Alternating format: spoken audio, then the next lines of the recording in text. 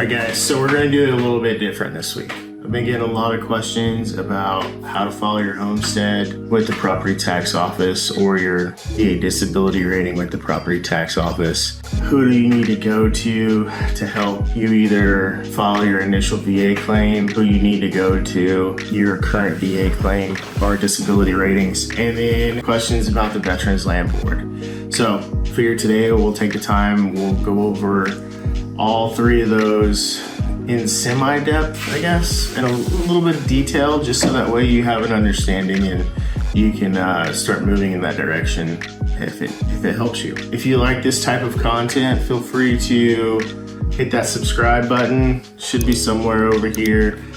Hit that bell icon so that way you can stay most up to date on everything that I put out. And then if you want to buy a house, sell a house, anything in Central Texas, feel free to shoot me a text, an email, a phone call, go to my website and register. Leave a comment on one of the videos and I'll get you squared away. First thing we're going to talk about is you filing your homestead. So depending on what county you're in, so let's take for instance, since I'm in Bell County, if you go to bellcad.org, there should be on the main page something that says something like online forms. And then from there on, for at least the Bellcad one for Bell County, available forms, and then you should be able to start the process. You're gonna have to register with the county, and then for homestead, you just need to fill out the homestead form.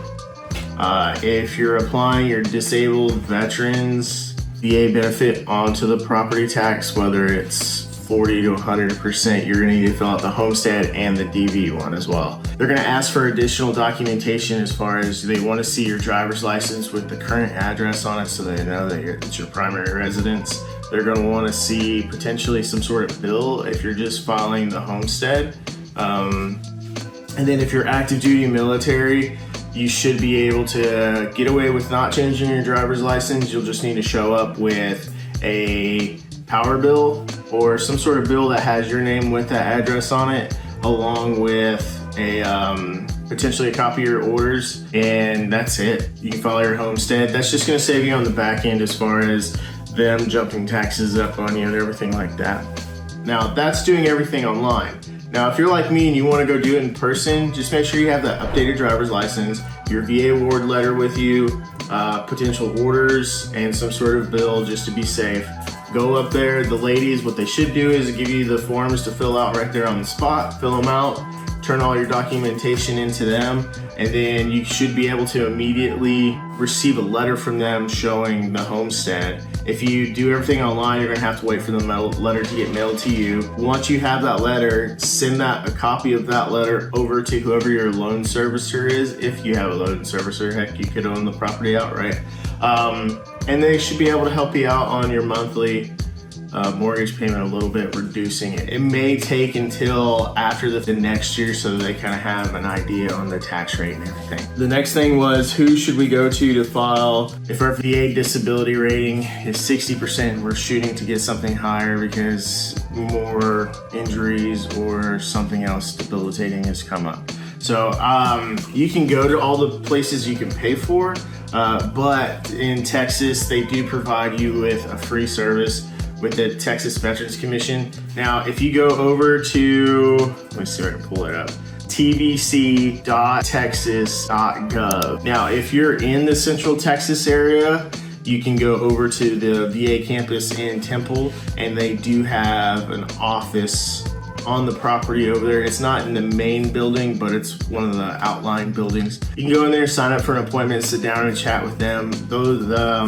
The women and men over there that do the appointments, most of them are retired military, and they're there to help you. You shouldn't have to pay for anything. Their website is tvc.texas.gov, and then their 1-800 number is 1-800-252-8387. The question I got asked repeatedly is from a couple people that were talking about purchasing land, and they weren't aware of the Texas Land Board. The Veterans Land Board is there to help veterans to either help them purchase land, and what they'll do is they'll actually underwrite the entire process for land. If you're looking at buying a house and the lender is a preferred lender with the Veterans Land Board, you could get an additional 0.5% off on your interest rate as long as they're a preferred lender with the Veterans Land Board. And then they also hold quarterly or monthly auctions for property around the state of Texas. So the last question, I've had a couple. What are the best schools in Central Texas? Well, I'm a little biased. My kids go to Belton ISD.